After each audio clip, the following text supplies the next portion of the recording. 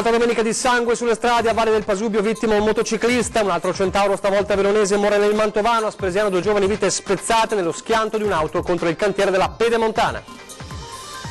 Inseguimento da film del Padovano, 51enne ubriaca al volante forza un posto di blocco della polizia, ne nasce una folle fuga per le vie di Padova, per bloccarla vengono sparati dei colpi alle gomme. Grandi navi, si apre una settimana importante per il futuro del Colosso in laguna, domani il primo vertice operativo al porto di Venezia con il ministro Toninelli. Contro le barricate per salvare la memoria della chiesetta di Faè di Longarone, simbolo del Vajont, la sfida del proprietario del terreno che domani si opporrà all'esproprio di ANAS per realizzare una variante. Violenta aggressione ad un agente di polizia locale a Jesolo, colpito a pugni da un venditore abusivo, pizzicato in spiaggia.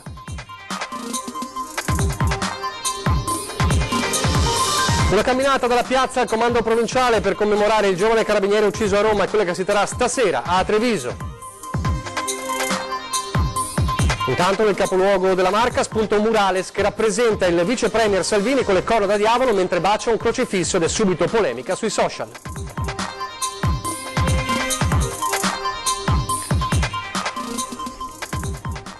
Telespettatori di Antena 3, buongiorno e bentrovati, la prima edizione dei nostri telegiornali. Buon inizio di settimana e come purtroppo spesso accade quando ci vediamo al lunedì all'inizio della settimana, si deve tracciare l'ennesimo tragico bilancio di un'altra domenica di sangue sulle strade. Ben 4 le vittime in appena 24 ore, l'ultima in ordine di tempo, un motociclista vicentino.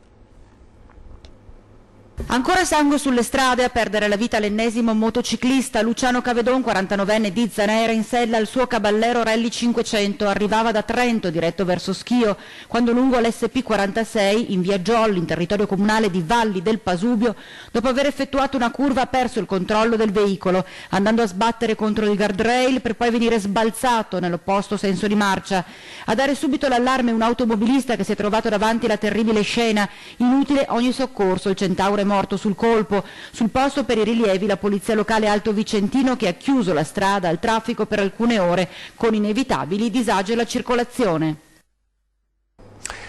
Un altro centauro, purtroppo tante le vittime sulle due ruote in quest'estate, un altro centauro è morto sempre ieri mattina, poco dopo le 11 alle porte di Mantova, un 59enne residente a Verona. Lo schianto appunto è avvenuto tra un'auto e una moto, il 59enne che era in sella alla moto è morto, ferita in modo leggero la compagna che viaggiava sul sellino posteriore, una 55enne del capoluogo lombardo. Secondo la prima ricostruzione della dinamica, la macchina su cui viaggiava una famiglia di nazionalità brasiliana, padre e madre e 2 figli piccoli, condotta dalla donna, non ha rispettato uno stop su una strada che immetteva sull'ex statale Polesana e la moto, una BMW 1200, si è schiantata contro la vettura. Ma lo dicevamo, è stata una domenica davvero tragica. Sempre ieri mattina, mentre si consumava la tragedia del Mantovano con la vittima veronese, nel Trevigiano tra Spresiano e Villorba, lo schianto di un'auto contro il cantiere della Pedemontana e 2 vittime.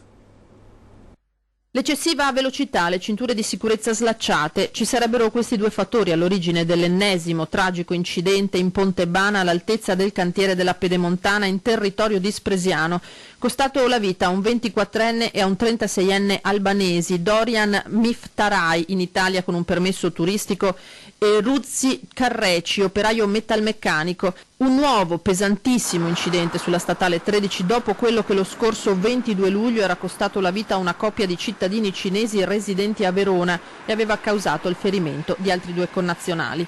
Il sinistro di ieri si è verificato poco prima delle 6 del mattino. I 2, superato Castrette, hanno proceduto verso Spresiano ad alta velocità schiantandosi malgrado un disperato tentativo di sterzata contro le barriere in cemento che delimitano il cantiere della superstrada. Un primo impatto, i 2 occupanti dell'auto che vengono sbalzati fuori dall'abitacolo morendo sul colpo, poi la macchina che termina la sua corsa nel fossato a bordo strada.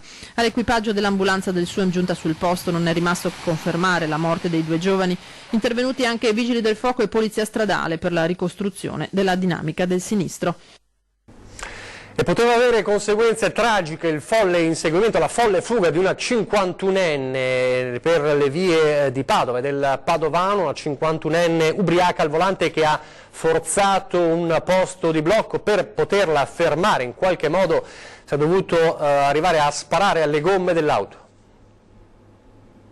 Notte di follia per una 51enne di Limena arrestata dopo aver forzato un posto di blocco a Padova. La donna, che guidava ubriaca in via Chiesa Nuova, è stata fermata da una pattuglia della polizia stradale. Prima ha fatto scendere un passeggero, un 41enne albanese, poi è ripartita sgommando e trascinando un agente che tentava di bloccarla. Da qui l'inseguimento a folle velocità per le vie cittadine. La donna si è scontrata anche con alcune auto in sosta e paletti della segnaletica, ma non si è fermata. Intervengono così i carabinieri che, per bloccare la corsa, esplodono 2 colpi di pistola alle ruote della macchina. La donna alla fine viene fermata in Corso Australia. Dai controlli con l'etilometro risulta positiva con un tasso di 0,90 grammo litro, ma non solo, la sua patente era scaduta da oltre un anno ed era sprovvista di assicurazione, la revisione era scaduta. La 51enne è stata dunque arrestata dai carabinieri di Padova per guida in stato di ebbrezza, resistenza pubblico ufficiale e lesioni personali. L'agente investito infatti ha riportato una lesione al braccio sinistro.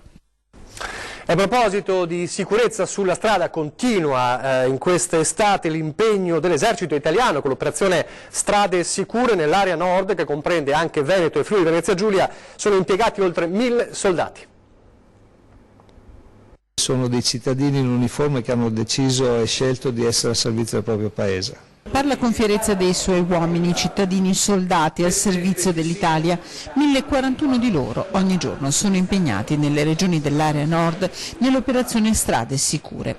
Comandante delle forze operative nord, il generale di corpo d'armata Amedeo Sperotto traccia un bilancio degli 11 anni di quella che è diventata la più longeva operazione di garanzia e salvaguardia dell'esercito.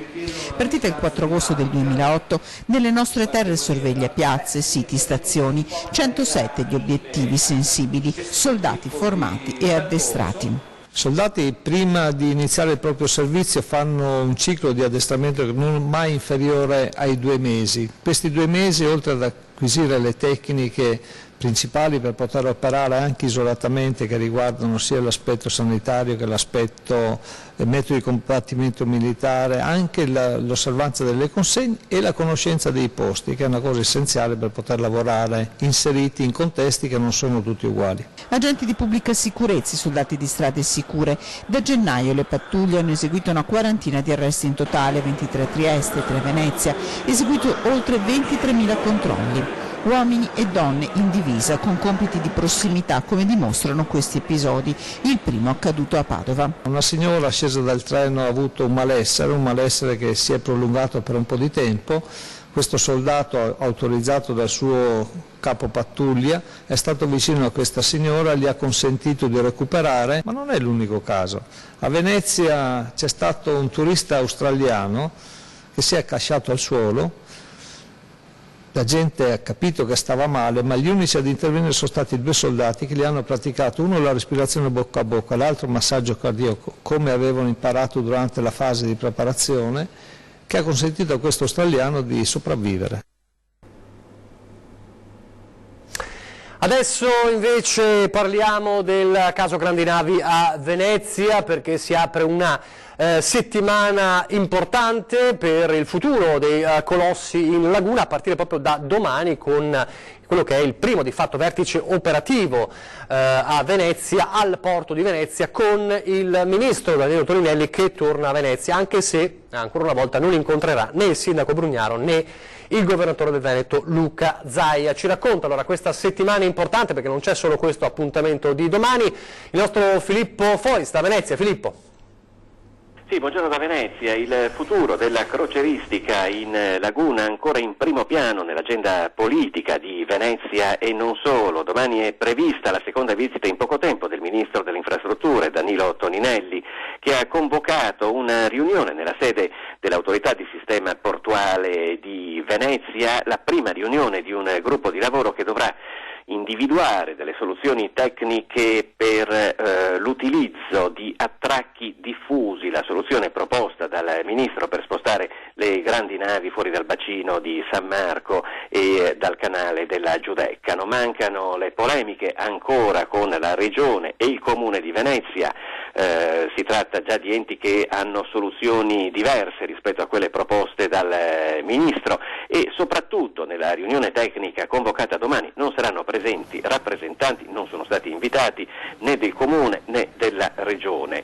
Viene riproposto quindi quello che era già accaduto il 14 giugno scorso, quando Toninelli era arrivato a Venezia dopo l'incidente che si era verificato a San Basilio. Al tavolo siederà, oltre all'autorità portuale, anche la Capitaneria di Porto, la Guardia di Finanza, la Polizia di Frontiera, le compagnie croceristiche interessate e altri enti, ma non, come detto, la Regione e il Comune di Venezia.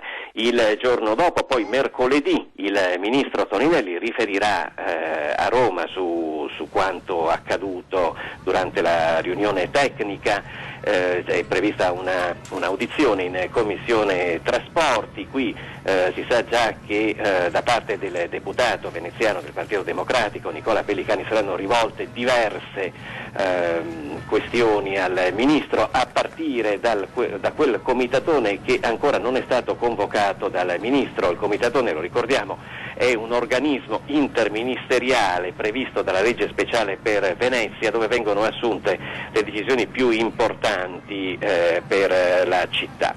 Con questo per ora da Venezia è tutto, vi restituiamo la linea. Grazie al nostro Filippo Fois. Un'altra battaglia di tutt'altro tenore invece è quella di Giovanni Battista Protti, bellunese di origine e residente a Padova, che si è autodenunciato alla Procura della Repubblica di Belluno, pronto a finire davanti ai giudici, ma pronto anche a fare le barricate domani, pur di salvare uno degli ultimi frammenti di memoria del catastrofico passaggio dell'onda del Vajont la notte del 9 ottobre 1963. Ha annunciato infatti che domani, giorno in cui è prevista l'immissione in possesso di ANAS della sua proprietà a Faè nel comune di Longarone, farà le barricate, cercherà di bloccare in ogni modo, anche col trattore e altri mezzi, di far entrare le autorità, perché proprio su quei terreni espropriati da ANAS per realizzare una variante sulla statale Alemagna in vista dei mondiali di Cortina 2021 si trova quel che resta della chiesetta di Faè, un edificio che fu spazzato via la notte del 9 ottobre dai 270 milioni di metri cubi che uccisero 2000 persone sul Vajont. Dalla chiesetta allora rimase solo il sagrato. La struttura è stata poi ricostruita poco più in là, sempre sul terreno di Protti, utilizzando lo stesso tipo di pietre di Castellavazzo dell'originale. Insomma, per salvare quel tratto, quel posto, il proprietario espropriato Protti annuncia barricate. Allora sentiamo, l'abbiamo raggiunto telefonicamente questa mattina, proprio in vista della battaglia che inscenerà domani intorno alle 15 quando arriverà ANAS. Sentiamo un breve estratto dell'intervista integrale che sentirete questa sera. Sentiamolo. Io sono disposto a incorrere nelle responsabilità che dovessero essermi ascritte, ma questo non mi fa arretrare. Quindi io ritengo che siano dei luoghi assolutamente da preservare e non da violentare ancora una volta. Oltre all'efficienza, io sono perfettamente d'accordo che ci sia la necessità di ammodernare le strade per la sicurezza e tutto, però nella scala dei valori bisogna bene soppesare. Quindi io credo che l'ANAS possa tranquillamente modificare il tracciato e salvaguardare l'esistenza. Lei si pensi fra 100 anni, quando noi non ci saremo più, chi passerà di là dirà: ma cosa sono queste ruderi? E solo per questo ricorderanno cosa è successo nel 1963. Adesso invece torniamo a parlare di cronaca e adesso andiamo sul litorale a Jesolo con l'aggressione da parte di un venditore abusivo ai danni di un vigile che l'aveva pizzicato in azione, ma non è solo l'unica aggressione subita dalla polizia locale, ce n'è anche un'altra a Venezia. Ci racconta quanto è accaduto il nostro Giampiero De Luca. Giampiero. Appena visto la pattuglia ha perso il controllo e si è scagliato contro uno degli agenti colpendolo con dei pugni in pieno volto. È accaduto a Jesolo, ancora una volta un'aggressione ai danni di agenti di polizia locale che durante un servizio di perlustrazione hanno notato un gruppo di extracomunitari che si accingevano a vendere la loro mercanzia sulle spiagge. Ne è nata una colluttazione e ad avere la peggio è stato uno degli agenti di polizia locale che ha subito un pugno in faccia, ha avuto un pugno in faccia. È la seconda aggressione che avviene a Jesolo.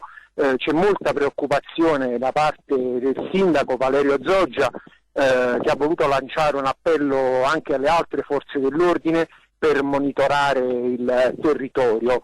A Venezia invece 2 borseggiatori sono stati arrestati sempre dalla polizia locale, avevano preso di mira un turista francese derubandolo del portafoglio. Anche in questo caso ne è nata una colluttazione con la polizia, uno dei 2 è stato subito bloccato e arrestato, mentre l'altro, che si era dato alla fuga, è stato intercettato dagli agenti in piazzale Roma, dove stava prendendo l'autobus per scappare. Grazie a Giampiero De Luca. Adesso invece parliamo della camminata, una marcia silenziosa per ricordare il giovane carabiniere ucciso a Roma. È una manifestazione che è stata organizzata e promossa dall'ex comandante della stazione dell'Arma del capoluogo della Marca, Treviso. Faremo una camminata con partenza da piazzetta Aldomoro alle ore 19, percorreremo via Calmaggiore con arrivo, con termine davanti alla sede del comando provinciale Carabinieri Cornarotta, dove stazioneremo un paio di minuti giusto per rendere omaggio alla memoria al collega assassinato. Una camminata lungo il Calmaggiore per dimostrare il dolore dei carabinieri di Treviso per la morte violenta, assurda a Roma del vice brigadiere Mario Cerciello Rega. A promuoverla per lunedì è Pietro Lo Priore, fino a qualche mese fa comandante della stazione dell'Arma del capoluogo. Io sono un carabiniere in pensione da pochi mesi, 2 mesi e mezzo. Ne ho viste tanti in 40 anni circa di servizio. Si può morire. È brutto, ma si può morire, perché il mestiere nostro, carabiniere, poliziotto, chi porta una divisa è questo. Però morire così, in una maniera alla bruto, sembra di essere ritornati alla vecchia Roma, con 11 coltellate, è una cosa spiacevole. Poi per un ragazzo da 45 giorni sposato, lascia una ragazza a casa nella disperazione, genitori nella disperazione, e ripeto, ne ho visti tanti anche di amici morire, ma quello che dispiaceva di più quando succedevano queste cose qua è la disperazione della famiglia. Chi vorrà partecipare alla breve camminata è atteso in piazza Aldomoro lunedì sera alle 19. Lo Priore ha voluto organizzarla a distanza di diversi giorni ormai dall'omicidio, perché non cali l'attenzione sulla tragica fine di Cerciello Rega. Un'iniziativa, sottolinea, che non ha connotazioni politiche. Assolutamente apolitica ed è aperta a tutti, io l'ho voluta intitolare aperta a tutti gli italiani onesti, che sono sicuramente la maggioranza.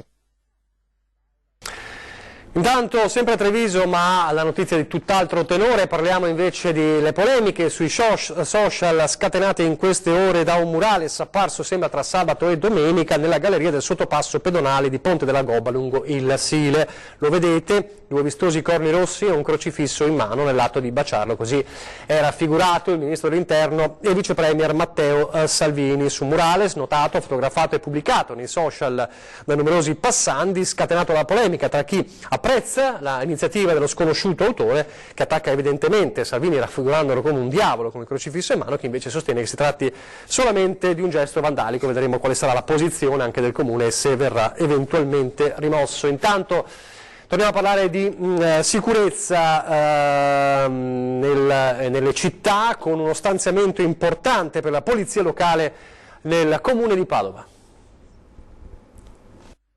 Porre un freno al mercato di bici rubate ai giardini dell'Arena, presidiare le aree verdi contro lo spaccio e il degrado, creare un gruppo di supervisione e coordinamento delle chat nate grazie al progetto di controllo del vicinato appena partito a Padova.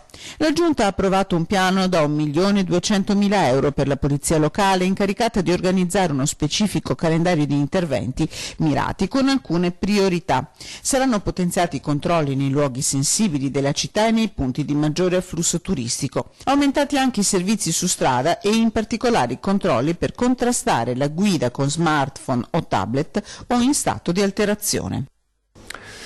Pochi istanti di pubblicità, poi ancora la prima edizione del nostro telegiornale.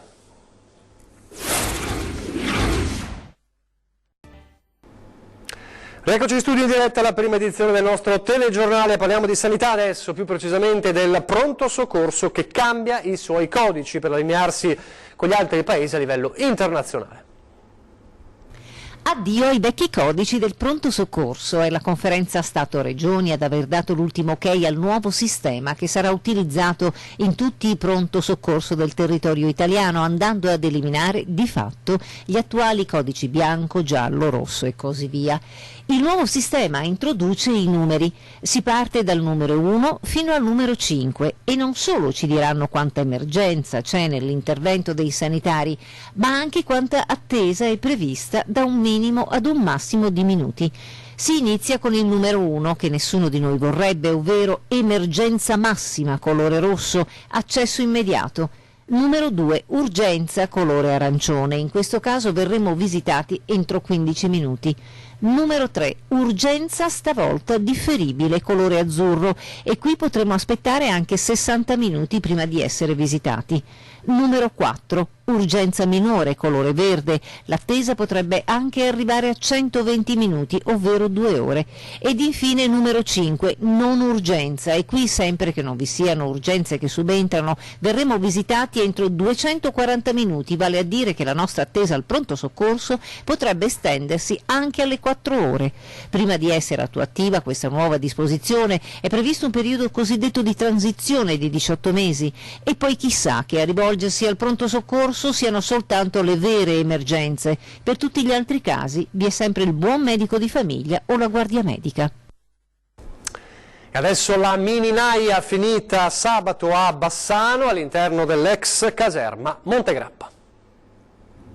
È iniziata venerdì 26 luglio per 28 ragazzi, di cui 11 ragazze dai 18 ai 23 anni, e si è conclusa sabato scorso alle 14 con tanta gioia nei volti e nei cuori di tutti. Stiamo parlando della Mini Naia, 11ª edizione, addestramento importante con tutte le sue regole da rispettare, compreso l'uso limitato del cellulare. È andata benissimo, benissimo, l'abbiamo visto nei volti non solo dei ragazzi, non solo dei volontari, ma anche dei loro genitori, intesi come mamma, papà e nonni. Veramente è stata una grande soddisfazione e una grande festa di famiglia. I giovani alloggiati nella palazzina comando all'interno della struttura dell'ex caserma Montegrappa di Bassano, per l'occasione concessa e incomodato d'uso gratuito dalla Regione Veneto, sono stati impegnati a 360 gradi a partire dalla sveglia rigorosamente alle 6:30, salvo qualche giorno alle 7 con il silenzio alle 23.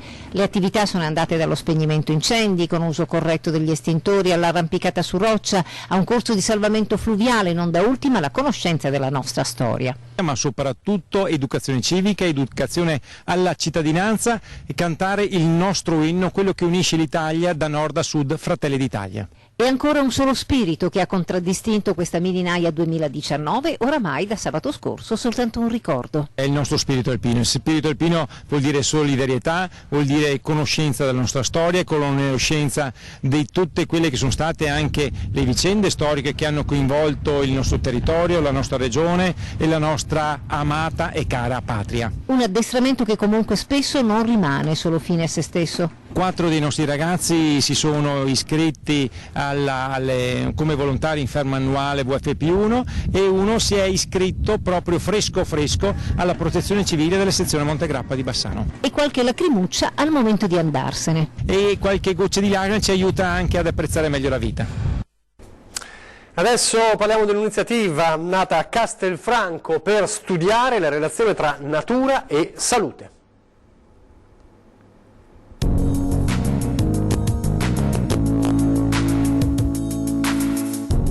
Lo splendido Parco Bolasco di Castelfranco, ufficialmente il più bel parco a livello nazionale, è diventato sede di un progetto unico nel suo genere in Italia.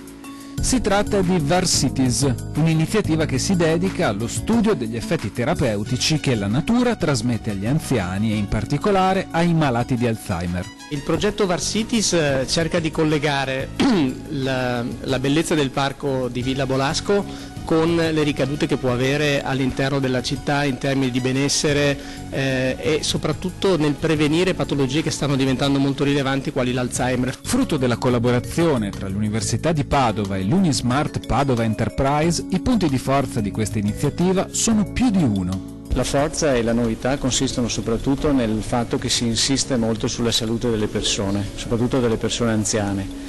E l'altro elemento che dà forza al progetto è la sinergia tra i vari enti, anche qui sempre rappresentati da persone, io li definisco di buona volontà, che hanno creduto immediatamente in quest'idea. Il progetto ha già superato la prima selezione per il finanziamento europeo, muovendo così un importante passo che potrebbe trasformare Castelfranco in un vero e proprio punto di riferimento non solo a livello nazionale. Abbiamo un sistema che produrrà un benessere indipendentemente dal fatto che noi vinciamo o no questa call, chiamiamola così. Quindi veramente un plauso particolare a tutti coloro che ci hanno fatto superare il primo livello e attendiamo fiduciosi insomma, di portare a casa qualcosa di positivo per Castelfranco Veneto.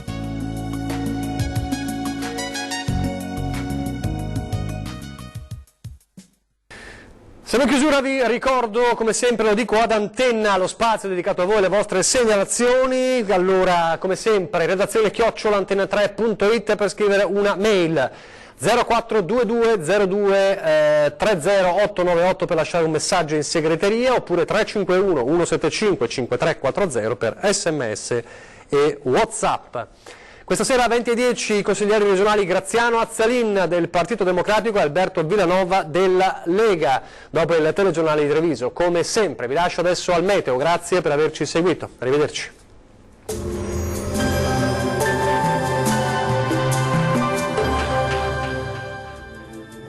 Bentrovati al meteo. Inizio di settimana in compagnia dell'alta pressione, tempo in genere stabile ma con qualche disturbo sulle Alpi. Ecco il dettaglio. Sul Veneto avremo un ampio soleggiamento su tutte le province, il cielo sarà sereno, al massimo poco nuvoloso. Tuttavia saranno possibili occasionali acquazzoni sui monti e localmente fin verso le pianure limitrofe, specie su quelle veronesi e vicentine. Temperature minime tra 18 e 20 gradi, massime sostanzialmente stazionarie, comprese invece tra 27 e 30 gradi. Ci spostiamo ora sul Friuli Venezia Giulia, dove la situazione sarà simile, vedete, con tanto sole al mattino, poi il cielo tenderà a coprirsi sui rilievi anche con qualche rovescio. Temperature minime tra 18 e 22 gradi, massime oscillanti tra i 27 e i 28 gradi. Raggiungiamo infine il Trentino Alto Adige, bel tempo soleggiato ovunque al mattino, dal pomeriggio non si escludono dei temporali a carattere sparso. Temperature minime tra 18 e 20 gradi, le massime oscilleranno invece tra i 30 e i 31 gradi circa. Bene, dal meteo è tutto, buon proseguimento in compagnia di Antenna 3.